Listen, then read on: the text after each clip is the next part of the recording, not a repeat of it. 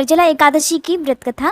पौराणिक कथा के अनुसार एक बार जब महर्षि वेदव्यास पांडवों को चारों पुरुषार्थ अर्थात धर्म, अर्थ, काम और मोक्ष देने वाले एकादशी व्रत का संकल्प करा रहे थे, तब महाबली भीम ने उनसे कहा, हे पितामह, आपने प्रतिपक्ष एक दिन के उपवास की बात कही है। मैं तो एक दिन क्या, एक समय भी भोजन के बिना नहीं रह सकता, क्योंकि मेरे पेट में वृक नाम की जो अग्नि है उसे शांत रखने के लिए मुझे कई लोगों के बराबर और कई बार भोजन एक दिन में करना होता है। तो क्या अपनी उस भूख के कारण, हे पितामह, मैं एकादशी जैसे पुण्य व्रत से वंचित रह जाऊंगा?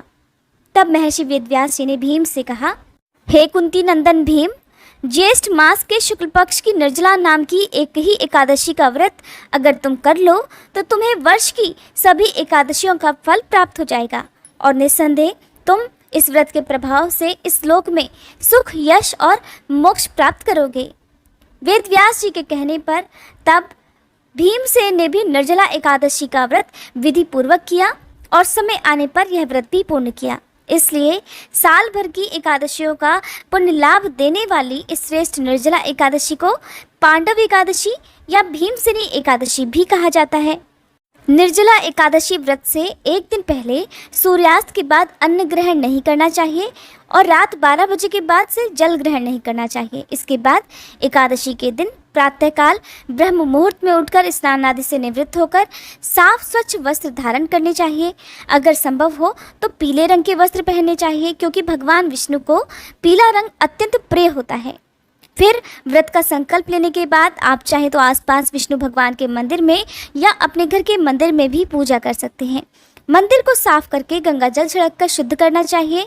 इसके बाद एक चौकी पर साफ पीला वस्त्र बिछाकर उस पर भगवान विष्णु की मूर्ति स्थापित कर भगवान के सामने घी का दीपक जलाना चाहिए।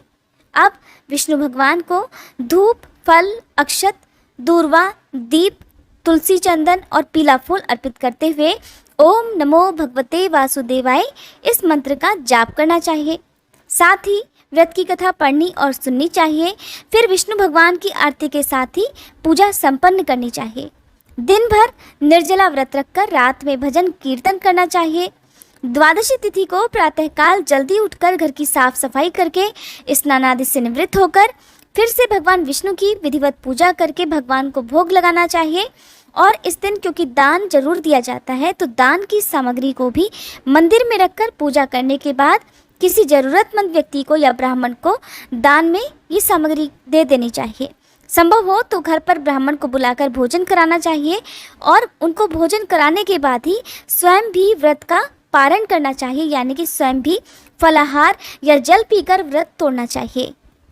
क्योंकि निर्जला एकादशी का व्रत अन्य सभी एकादशी व्रतों का फल प्रदान करने वाला है, इसलिए जो लोग इस दिन निर्जल रहकर व्रत रखना चाहते हैं उन्हें मानसिक तौर पर खुद को मजबूत करना होगा, मानसिक तौर पर खुद को तैयार करना होगा कि इस दिन आपको 24 घंटे तक जल नहीं पीना है। इन दिनों गर्मी बहुत ज़्यादा होती है, जिसके कारण प्यास लगना स्वाभाविक है। ऐसे में निर्जला एकादशी का व्रत रख पाना बहुत कठिन होता है।